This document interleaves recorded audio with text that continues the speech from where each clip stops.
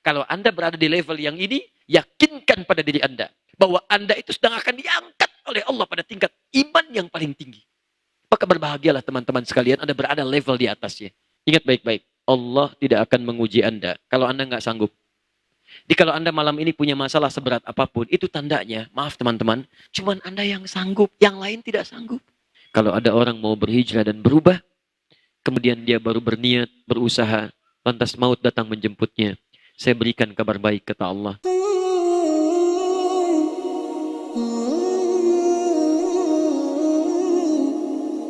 Perhatikan baik-baik kalimat ini. Satu, kenali dulu jenis ujiannya. Quran, surah kedua, ayat 214. Posisi paling kanan sebelah bawah.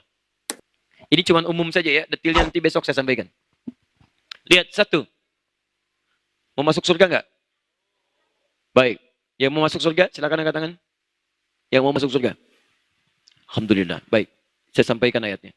Lihat sini. Am hasibtum an tadkhulul jannah. Tolong bersabar ya. Apakah Anda duga begitu mudah akan masuk surga? Walamma ya'tikum mathalul ladzina khalau min qablikum. Sementara Anda belum diuji. Seperti orang dulu yang dijamin surga, itu pun diuji dulu. Jadi ingat, kalau Anda ingin ke surga, Anda harus menghadapi ujian. Mustahil pintu surga dibuka dengan ujian. Awas, hati-hati. Pertanyaan saya ulangi lagi. Mau ke surga nggak? Mau diuji nggak? Awas, kalau Anda mengatakan tidak mau, Anda sama dengan Anda tidak mau ke surga. Karena pintu surga itu harus melewati ujian. Paham?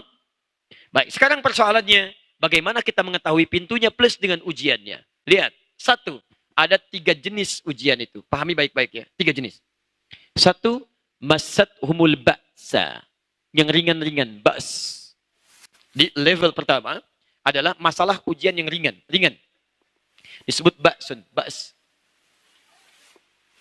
Misal, sholat mengantarkan Anda ke surga. Karena amal pertama yang dihisab itu sholatnya. Nanti ketika Anda mulai berubah ingin sholat, Allah akan uji dengan ujian. Pertama ujian ringan dulu. Misal, biasanya nggak ke masjid, sekarang mulai mau ke masjid, kasih hujan. Rintik-rintik, gerimis. Rintik lagi, nggak lurus. Lihat, gerimis. Kalau masih gerimis kecil-kecil, Anda masih ke masjid, itu ringan. Untuk menguji, serius gak niatnya mau ke masjid? Kalau Anda lewati, kata orang Arab, la bas. Muhammad khudh min dhalla fi nazil matar. Muhammad ambil payung, hujan turun. Kata Muhammad, la bas, la bas, la ba'sa. Gak apa-apa, ini ringan. La ba'sa, ujian yang ringan. Diserap ke dalam bahasa Indonesia, labas. Lewat. Jadi kalau Anda, Masya Allah, imannya bagus, diuji, ini masih ringan. Begitu gerimis, hujan, labas. Masya Allah. Anda ke masjid, maka iman Anda ringan. Ya, baru lewat yang ringan. Ya.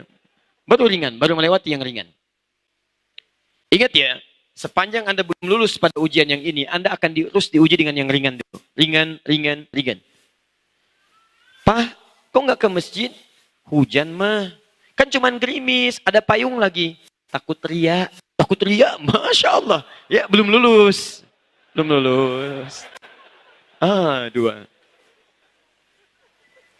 Lolos yang pertama, dicek. Lulus gak yang kedua? Lolos 1, belum tentu lulus yang kedua. Dharra. Masat humul ba'sa wa dharra. Dari kata dharrun. Sudah menyentuh ke fisik. Sudah memberikan dampak. Kasih deras. Hujan deras. Masya Allah. Wah, deras. Ke masjid juga enggak? Kalau antum masih bisa ke masjid, lulus antum pada yang kedua. Itu menandakan iman antum levelnya naik di hadapan Allah. Ya, coba cek. Nggak usah tunjuk orang lain. Diri kita aja. Kalau pada yang kedua kita belum ke masjid, maka level iman kita masih di yang pertama. Nanti Allah akan naikkan lagi terus supaya naik kita lulus dari situ. Kenali itu baik-baik. Kalau Anda sudah lulus pada yang kedua, maka Anda akan diberikan puncak ujian yang ketiga. Zilzal. Wa zulzilu. Hatta yaqul ar-rasul walladzina amanu ma'ahu mata nasrullah. Maka diberikan ujian yang menggoncang jiwa. Zilzal itu artinya gempa. Kalau gempa itu kan menggoyang. Jadi kita nggak stabil. Berdiri, kasih gempa, jadi goyang. Nggak stabil kita. limbung. Nah, ada ujian yang membuat kehidupan kita nggak stabil, limbung kita. Sampai-sampai kita mengatakan, mata Nasrullah, ya Allah, kapan ini berakhir? Kenapa harus saya, ya Allah? Ada. Paham ya? Itu yang ketiga. Saya mau tunjukkan pada Anda. Kalau Anda berada di level yang ini, maka berbahagialah. Karena artinya iman Anda sedang berada di puncak. Allah ingin naikkan Anda pada level tingkat yang tertinggi. Kalau Anda sudah bisa mengatasi yang tertinggi, maka yang menengah dan kecil-kecil sudah tidak akan pernah berpengaruh lagi pada kehidupan Anda. Memang banyak menangis, tapi kalau air mata itu sudah terus mengalir sampai kering, maka ke depan tidak akan ada lagi ujian yang bisa mengalirkan air mata Anda lagi. Karena sudah kering. Cukup semua terlewati. Ini berbahagialah kalau malam ini Anda memang ikut taklim, tapi mungkin perasaan Anda sedang digoncang oleh banyak masalah. Membuat Anda gelap, membuat Anda kesulitan. Kadang-kadang larut dalam kesedihan. Teman-teman, bukan hanya Anda yang mengalami itu. Nabi pernah mengalaminya. Nabi itu dijamin surganya, tapi pernah juga bergoncang jiwanya. Ya, sahabat juga demikian. Bahkan lebih dahsyat dibandingkan dengan Anda. Tapi berita baiknya, kalau Anda berada di level yang ini, yakinkan pada diri Anda bahwa Anda itu sedang akan diangkat oleh Allah pada tingkat iman yang paling tinggi. Maka berbahagialah teman-teman sekalian, Anda berada level di atasnya. Demikianlah sesuai dengan niat berhijrah Anda. Kalau niat hijrah Anda pelan-pelan, ujiannya akan pelan-pelan. Kalau niat hijrah Anda setengah-setengah, ujiannya akan menengah. Tapi kalau Anda ingin total berubah, maka Anda akan diuji oleh Allah dengan tingkat yang ketiga. Ini tidak mudah. Anda terlibat dalam riba, tiba-tiba ingin meninggalkan riba. Wah, seketika Anda kehilangan banyak hal. Kemudian gaya hidup mulai diuji. Ingat baik-baik, kan saya selalu terangkan dalam hukum fisika. Bab ini akan bersinggungan dengan bab gaya. F1 sama dengan F2. Niat berhijrahnya sedikit, maka F2-nya pun sedikit. Gaya gerak sama dengan gaya dorong. Ringan, bunyi ringan. Keras, bunyinya keras. Apa yang masuk, itu yang keluar. Niatnya menengah, keluar menengah. Tapi ingat betul baik-baik hukum Pascalnya. Bahwa F berbanding lurus dengan P. Gaya berbanding lurus dengan tekanan. Jadi kalau Anda ingin bergaya dengan hijrah, Anda akan menghadapi tantangan-tantangan dan tekanan-tekanan dalam kehidupan. Sama, orang baik dapat tekanan, orang buruk pun dapat tekanan. Bukankah orang semakin banyak gaya semakin tertekan juga? Jadi kalau Anda bisa bergaya dalam kebaikan, kenapa Anda gaya dalam hal keburukan? Kalau Anda ingin percepat itu semua, bikin sigma F-nya. Sigma F sama dengan M dikali A. Masa kali percepatan. M-nya Anda punya modal masa wal as. Anda masih punya waktu, yang lain sudah meninggal. Coba lihat, banyak di antara mereka yang ingin kembali. Fa asaddaqu akum minas salihin. Quran surah 63 ayat 9 sampai 10 itu. Ya Allah, beri masa lagi ya Allah, beri masa lagi ya Allah, beri masa, saya ingin kembali. Walaupun sekejap, saya ingin gunakan untuk beramal soleh. Anda masih punya waktu. Jangan tunggu besok, karena besok itu belum tentu hidup kita. Jadi kalau sadar diberikan kesempatan, cepat berubah. Cepat. Kalau perlu akselerasikan kali percepatan. Bukankah Abu Hurairah dulu mengakselerasikan diri? Saya masuk Islam 3 tahun sebelum Nabi meninggal. Abu Bakar sudah duluan, Umar sudah duluan, Uthman sudah duluan. Radhiyallahu ta'ala anhum jami'an. Saya ketinggalan. Karena saya ketinggalan, saya mesti nyusul.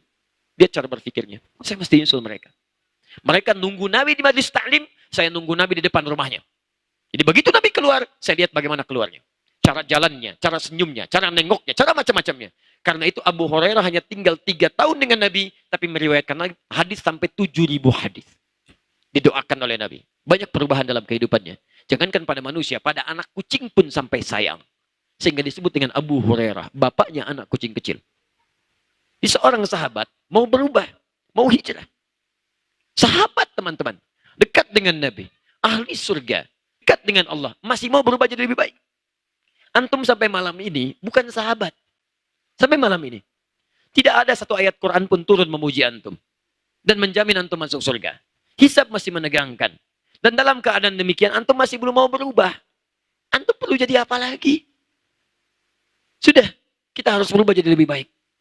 Jelas ya? Nah ini jadi teman-teman, ini bagian yang pertama. Saya ingin mengajak pada kita semua. Setiap orang berubah pasti akan menghadapi tantangan. Jadi semakin niat Anda berubah total, tantangannya tingkat paling tinggi. Semakin setengah-setengah, yang menengah. Kalau kecil-kecil, ujiannya ringan.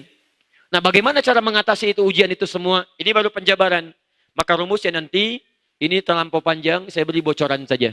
Ya, Quran surah ke-3 ayat 142. Lihat keunikan Quran, perhatikan sini. Ujiannya, Quran surah 2 ayatnya 2, 1, 4. Lihat baik-baik ya. 2, 1, 4. 2, 1, 2 tambah 2. Ya, 2, 1, 4. Lihat, 2, 1, 4. Ketika Allah ingin angkat ujiannya, perhatikan. Lihat baik-baik. Dipindahkan solusinya ke Quran surah 3. 2 naik ke 3. Ini, 2-nya dipindahkan ke belakang. Ketika sudah diangkat, pindahkan ke belakang. Jadi 1, 4, 2. Bunyi ayatnya awalnya sama. Tapi yang pertama, gambaran masalahnya, yang ini solusinya. Yang ini am hasibtum an tadkhulul jannah, yang ini am hasibtum tadkhulul jannah. Yang ini letaknya di bawah, yang ini letaknya di atas.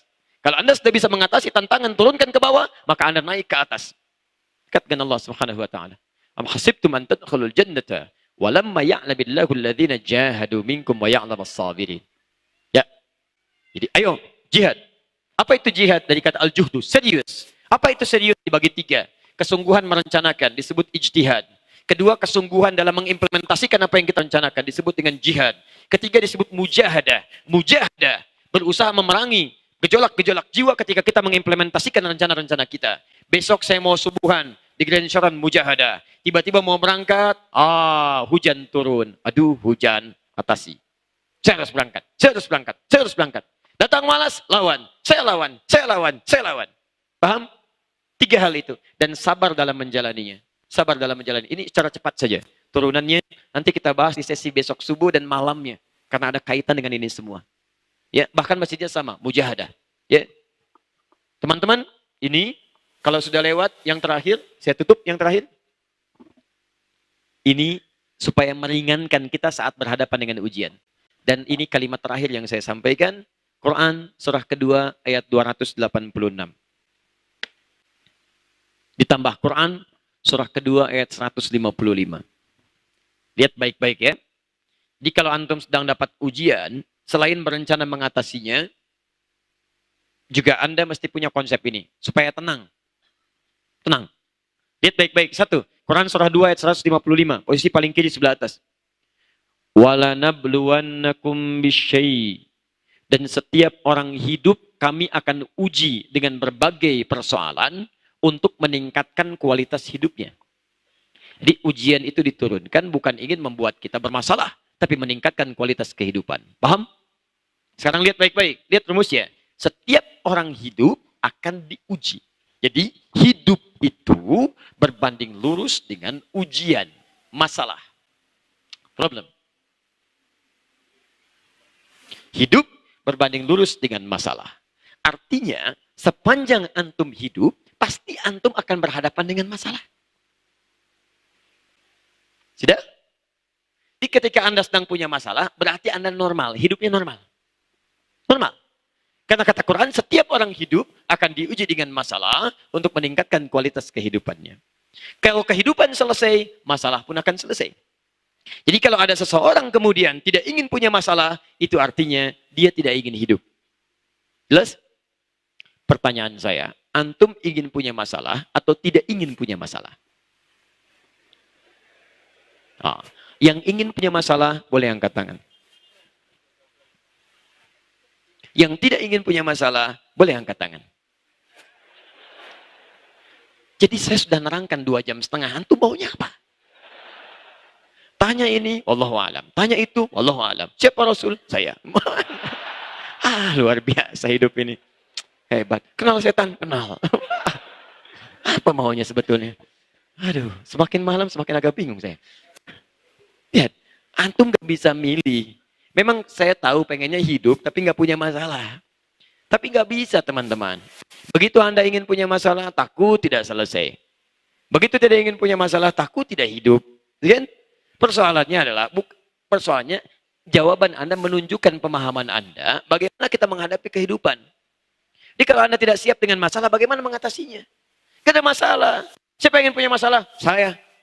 Sudah, angkat tangannya. Saya. Justru dengan masalah itu kehidupan kita meningkat. Dengan ujian itu prestasi kita meningkat. Dengan masalah itu pahala datang. Kalau antum gak pernah diuji, kapan dapat pahalanya? Lihat, sabar itu ada ketika ada marah. Kalau nggak ada marah, nggak akan ketahuan sabar. Nggak akan mungkin ujuk-ujuk mengatakan pada teman, nggak ada peristiwa, nggak ada hujan, nggak ada angin, nggak ada kilat. Sabar ya, sabar. Sabar kenapa? Anda pun akan bingung. Kenapa saya disuruh sabar? Sabar, sabar. Kenapa? Sabar.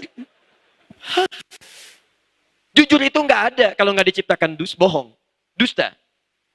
Maaf, tawadu itu tidak akan muncul kalau tidak ada sombong. Di masalah itu dibuat supaya Anda dapat pahala. Kehidupan Anda meningkat, kualitas Anda pun meningkat.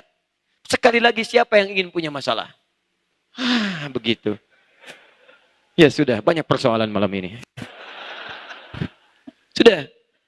Nah, dua, ini penutupnya. Kalau antum sedang punya masalah, lihat rumus Qurannya. Ini sekedar menenangkan dulu hati kita. Walaupun masalahnya belum selesai, tapi hati kita bisa tenang. Jadi kalau antum merasa masih manusia, ketika ada masalah, antum merasa, oh, berarti saya masih hidup. Normal hidup saya. Sudah. Nabi aja punya masalah. Masa saya yang bukan Nabi tidak ingin punya masalah? Rasul aja diuji. Masa saya bukan Rasul, saya nggak mau diuji? Nah, cara menenangkannya, lihat. La yukallifullahu nafsan illa wus'aha. Kedua, katakan pada diri Anda. Allah tidak mungkin menguji hambanya di luar batas kemampuannya. Bahasa kerennya, saya pasti bisa. Saya pasti bisa. Itu. Dipakai oleh orang Jepang sekarang. Jadi kalau mengerjakan sesuatu, lihat tuh sampai di benteng Takeshi ada tuh. Kamu bisa, kamu bisa, kamu bisa. Coba cek itu. Kalau tidak salah ada ya. Ya saya nggak suka nonton yang begitu itu. Tapi saya pernah lihat kalimat itu. Kamu bisa, kamu bisa, kamu bisa katanya. Ada itu. Ya, silahkan cek teman-teman sekalian. Jadi begitu Anda keluarkan ya kalimat-kalimat itu bisa menenangkan diri kita. Jadi begitu ada kalimat, ada ujian, ini nggak mungkin, nggak bisa saya selesaikan. Saya pasti bisa, insya Allah. Insya Allah. Lihat turunannya ya. Ingat baik-baik. Allah tidak akan menguji Anda kalau Anda nggak sanggup. Jadi kalau Anda malam ini punya masalah seberat apapun, itu tandanya, maaf teman-teman, cuman Anda yang sanggup, yang lain tidak sanggup. Makanya Allah percaya pada Anda. Anda pun harus yakin. Kalau Anda tidak sanggup, Allah nggak akan titipkan kepada Anda. Cuman Anda yang bisa, yang lain tidak. Cuman Anda yang bisa. Jadi jangan mengeluh. Kalau ada ayat tentang keluhan, saya pertama kali orang yang akan mengeluh. Cuman Anda yang mampu, yang lain tidak. Jangan katakan dengan keluhan. Ya Allah, kapan akan berakhir ya Allah? Kenapa mesti saya? Why me? Kata Allah, why not? Kenapa tidak? Ya, sudah. Ayo lakukan, lakukan, lakukan. Bisa, bisa, bisa. Dan jangan terlampau lebay. Langsung bikin status. Memang saya yang sanggup, yang lain tidak. Update. Orang bisa itu. Sudah ya? Alhamdulillah. Kalau sudah begitu, semua ringan. Maka ditutuplah dengan rumus Quran. Inna ma'al usri yusra. Setiap ada kesulitan, ada kemudahan. Bahasa cepatnya, ringannya gini. Pasti selesai. Pasti selesai. Gitu aja. Kalau ada ujian, pasti selesai. Kalau ada ujian, pasti selesai. Saya bisa, saya bisa. Jadi ketika Anda akan ke masjid, teman-teman misalnya, ada yang mulai mengolok-olok, itu ujian. Soleh, Masya Allah. Padahal nama Anda Asep misalnya, kan? Baik, sampaikan. Alhamdulillah, ke masjid yuk. Makin soleh, mas. Soleh banget. Bukan Asep. Lewat lagi. Oh, si Asep soleh. Lewat, berangkat. Gak apa-apa. Saya bisa, saya bisa, saya bisa. Ada celaan, insya Allah selesai. Insya Allah selesai. Nanti kalau Anda sudah semakin nikmat, akan ada satu situasi yang gak bisa dibeli oleh apapun. Dulu, ketinggalan sholat fardu masih biasa. Sekarang, ketinggalan sholat sunnah, Anda bisa gelisah. Subuh 4.30, Anda bangun 4.25. Subuhnya belum boleh, tapi Anda bisa menangis. Astagfirullah ya. Astagfirullah. Kenapa Pak? Bapak ketinggalan tahajud. Masya Allah, mudah-mudahan besok bisa kita bangun sama-sama Pak ya. Insya Allah. Enak gitu. Apalagi kalau sudah di rumah, suami jadi imam, istri jadi makmum, tahajud sama-sama. Tiba-tiba anak mendengar, anak menyusul. Setelah itu berdoa, suami berdoa, istri anak-anak mengaminkan. Lalu semua beristighfar kepada Allah. Ya Allah, ampuni kami ya Allah. Kami belum layak masuk surga ya Allah. Kami bertobat ya Allah. Ya Allah, ampuni kami ya Allah. Terima tobat kami ya Allah. Ya Allah, mudahkan langkah kami pada kebaikan ya Allah. Halalkan rezeki kami ya Allah. Kami ingin berubah. Kalau hari ini terakhir bagi kami hidup, mohon ya Allah, jadikan husnul khatimah. Minta, minta. Itu enak. Kalau nggak percaya, coba malam ini. Anda bangun malam, Anda pasang alarm, minta kepada Allah. Coba, kadang-kadang Anda merasa nikmat tidur, tapi ada yang lebih nikmat ketika Anda bisa bertobat di hadapan Allah Subhanahu wa Ta'ala. Saya sarankan ayo berhijrah, dekati Allah dengan kebaikan, dan ada caranya untuk berhijrah yang lebih baik, yaitu sesuai dengan tuntunan Rasulullah SAW. Maka besok di Masjid Al-Mujahadah, Ahad subuh, kita akan belajar tentang As-Sunnah An-Nabawiyah, tuntunan Nabi SAW dalam menjalani kehidupan. Sebaik-baiknya orang hijrah adalah ketika dia mau kembali pada tuntunan Allah dan Rasulnya. Kalau saat antum berubah kemudian antum wafat, berita baik bagi antum. Teruskan surah An-Nisa ayat 100 itu. Wa may yakhruj min baitihi muhajiran ila Allah wa rasuli thumma yudrikul maut faqad waqa'a ajruhu 'ala Allah. Kalau ada orang mau berhijrah dan berubah, kemudian dia baru berniat, berusaha, lantas maut datang menjemputnya, saya berikan kabar baik kata Allah. Niatnya saya terima, ikhtiarnya saya terima, dan telah saya catat pahalanya untuk mengantarkan dia ke surga. Teman-teman, lihat baik-baik. Ikhtiarnya hajar, pasangannya muhajar. Hajar, pasangannya hijrah. Tapi ketika Anda berhasil, tidak pernah hasilnya disebut oleh Quran dengan muhajar, tapi hasilnya disebut dengan hijrah. Maka pasangan muhajarah dipasangkan dengan hijrah. Padahal hijrah itu pasangan dari hajar. Kenapa dipasangkan dengan hijrah? Karena orang yang sudah berusaha akan mendapatkan kenikmatan-kenikmatan dan kemudahan yang ia tidak bayangkan sebelumnya. Maka kalau Anda ingin hijrah, silakan diusahakan, dapatkan kebaikan. Karena itulah kalau jadi sifat, berubah menjadi hijriyah. Sifat artinya menyertai keseharian kita. Kenapa tahun kita disebut tahun hijriyah? Artinya bukan setiap tahun kita berhijrah, tapi setiap detik yang mengiringi tahun itu kita berhijrah. Setiap detik kita berhijrah, setiap detik kita kembali kepada Allah Subhanahu wa Ta'ala. Jika Anda belum mampu berlomba dengan orang soleh, meningkatkan amal baik, maka berlombalah dengan para pendosa untuk bertobat dan beristighfar kepada Allah Subhanahu wa Ta'ala. Saya mohon ampun kepada Allah jika selama kajian saya di sini ada keburukan-keburukan yang pernah saya sampaikan, ada maksiat yang pernah terlintas di benak saya bertobat kepada Allah, dan saya mohon maaf kepada antum semua jika ada kalimat-kalimat yang kurang menyenangkan. Tolong bantu saya dengan doa supaya ada kebaikan yang bisa saya sampaikan. Jika ta'lim yang saya ajarkan belum mampu membuat Anda berhijrah dekat dengan Allah, tolong tinggalkan saya. Ambil ustadz lain yang bisa membuat Anda lebih dekat dengan Allah dan Rasulnya.